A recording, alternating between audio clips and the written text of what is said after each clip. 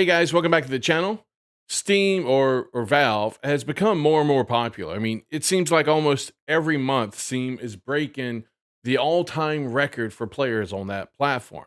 So it's becoming a huge platform for gamers to not only play games, but to post reviews and interact on. And now you have certain developers like Ubisoft, for example, they really wanted to try and influence Steam in the way they put out their reviews and the forum posts and everything, or the player counts, because it can be used against them. And now we have another developer, this one an indie dev, that seems to kind of want to do the same thing. So let's look at this video by Vara and see what she has to say about the matter. Video game journalists are always looking to attack gamers. They find the smallest stories possible and then blow it out of proportion and run with it in order to actually get a little bit. That is the one problem we've had a lot with games journalists and the devs. It's become a them versus us type of ordeal. They will constantly attack gamers over and over and over, and they don't realize the damage they are doing to their industry by doing so. Of attention because their outlets are dying and they're trying to keep them afloat. And now we have this story that says it's a battle you won't win. Valve's advice for developers facing toxic abuse on Steam forums is pretty bleak.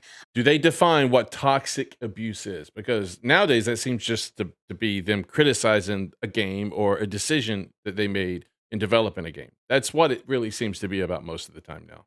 I have a few different things to show off, but before I get into the topic, if you enjoy the content I create, check out the links in the description, join the community in my live streams, and consider supporting through Patreon or YouTube memberships. Now, over the past couple of years, gamers have definitely become much more vocal. They are voicing what they love about video games and what they hate about video games. We are not afraid to criticize companies that are releasing mediocre products, that are bait and switching, or that are generally just doing the least amount they possibly can, putting the least amount of time and effort into a product. Look at what's going on with you. They release it buggy, then they take content out of the game purposely, then to sell it back to you as DLC.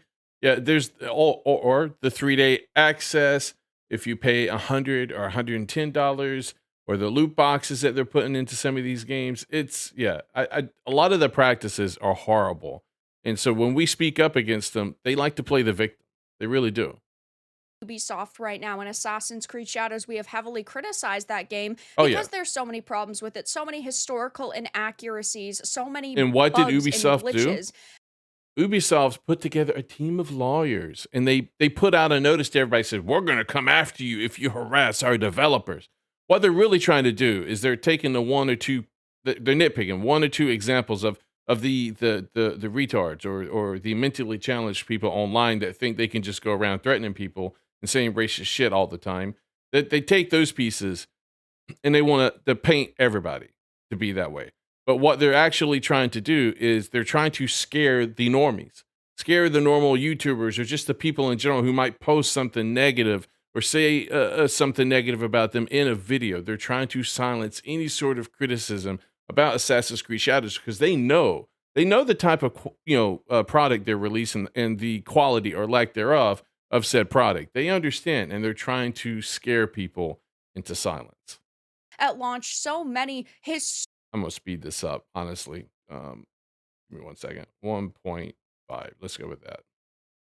historians they allegedly worked with who were happy there was controversy surrounding the game so that they'd end up making more money. We are talking about problems after problems, and that's not even considering microtransactions companies. Oh, actually, yes, like Assassin's Creed Shadows, where you can Yep, buy a map a unlock map. for $10, and there's plenty. When I saw that, I could not believe that a map to unlock all, I guess, all the locations on the in the game map. So you pay for this item that's $10 with real money, just so that you can unlock and clear the map in the game. It's ridiculous.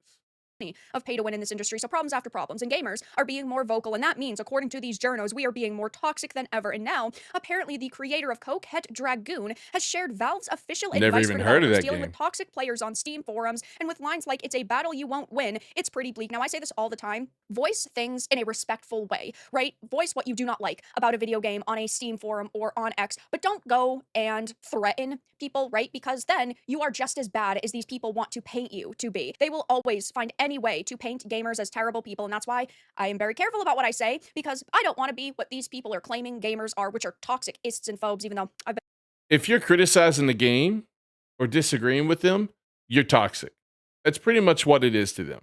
They want to bully you, but the moment you turn around and critique them at all, they want to play the victim. labeled that 1,000 times over. But when it comes to this game, Coquette Dragoon, I had never heard of it. So I was thinking to myself, wow, this developer must have received a lot of backlash. Why else would they reach out to Valve unless they were receiving a lot of really terrible comments? And, they just felt really sad about the state of their product and how, oh, their community members are, being drowned out by toxicity, whatever, right? There has to be something here. They know that negative PR, bad reviews, negative responses on Steam, on Twitter can kill a game now. There is a lot of influence with that. So they are trying everything they can to silence and deafen people as much as possible before their game's released. Because they don't necessarily care about the quality of their game. They want your money.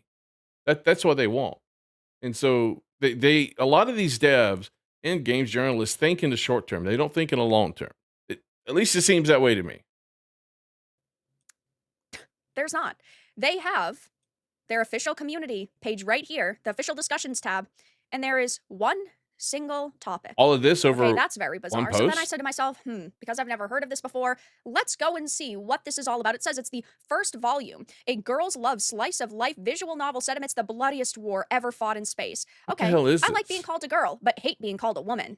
That's What? kind of weird in my opinion. Okay. Dogs will sometimes wet themselves if they get too excited.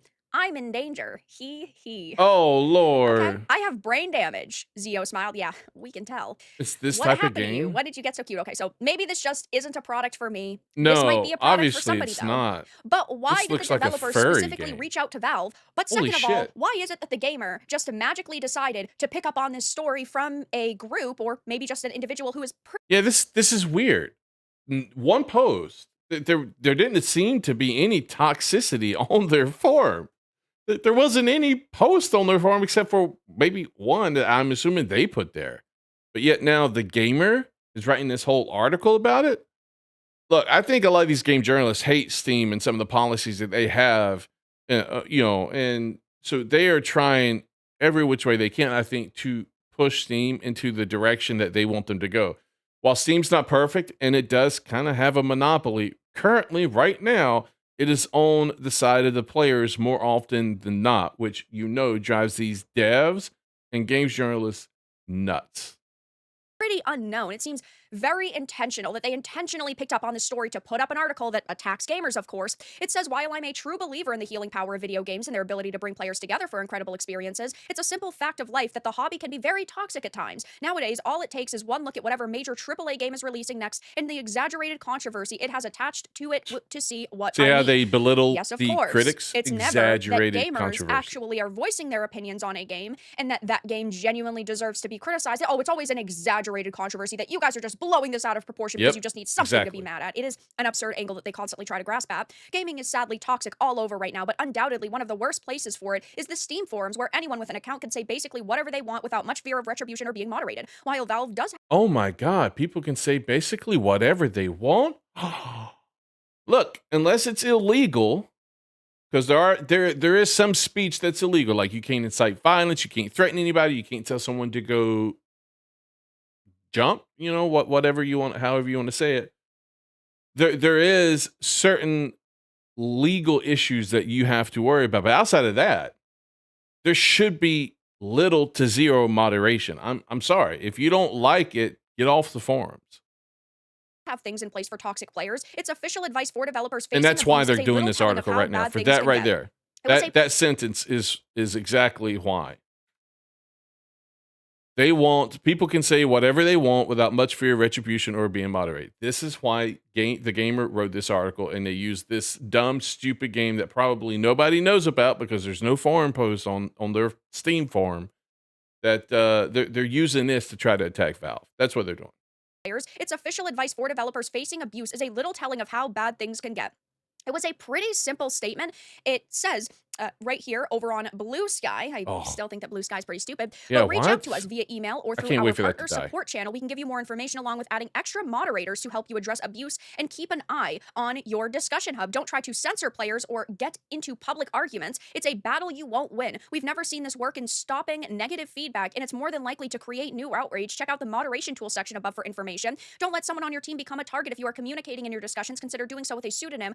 Yes, getting into public arguments with your players as a dev is a lose-lose situation. I'm sorry, it is.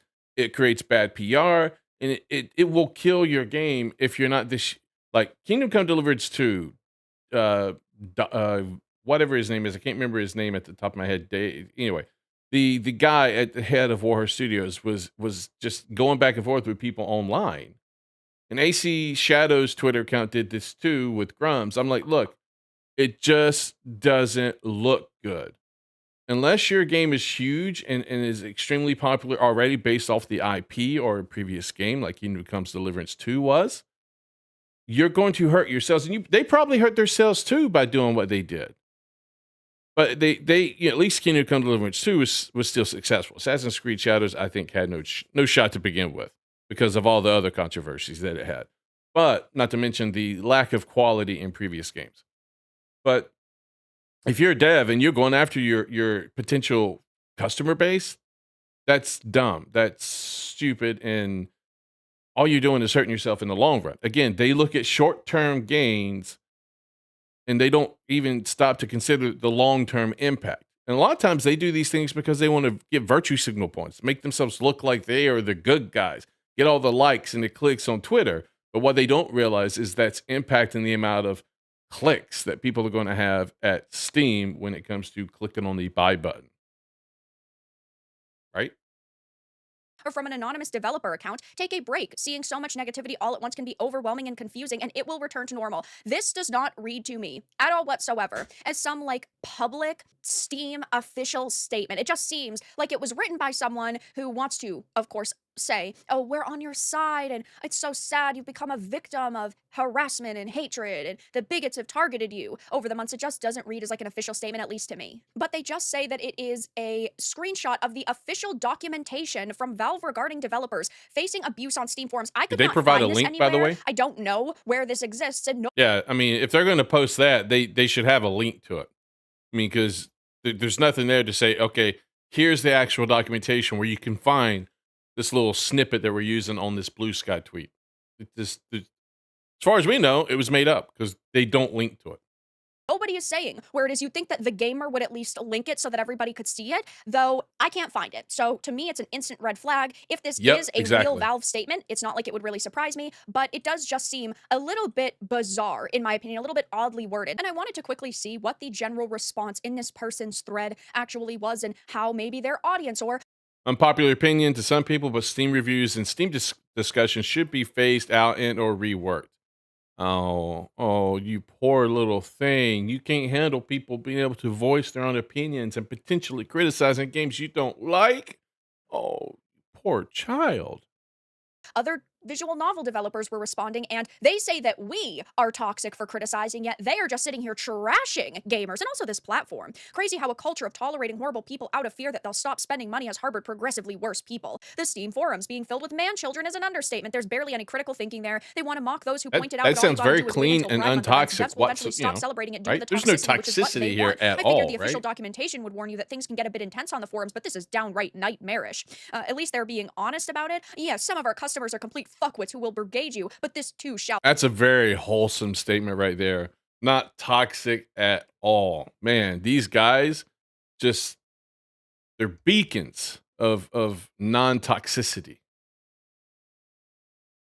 El Paso. We're not talking about people who are even being respectful to other gamers or their audience, because some They of these never are do. visual novel developers. These people cry about toxicity, cry about tolerance, but they are the least tolerant, the most toxic people I have ever met. As Asmongold likes to say, a lot of these people are probably Karens, the most offended group ever in the history of mankind. Maybe, maybe. Oh, and the guys who want to simp and actually sleep with these Karens, but probably never will because the Karens won't sleep with them. So who knows?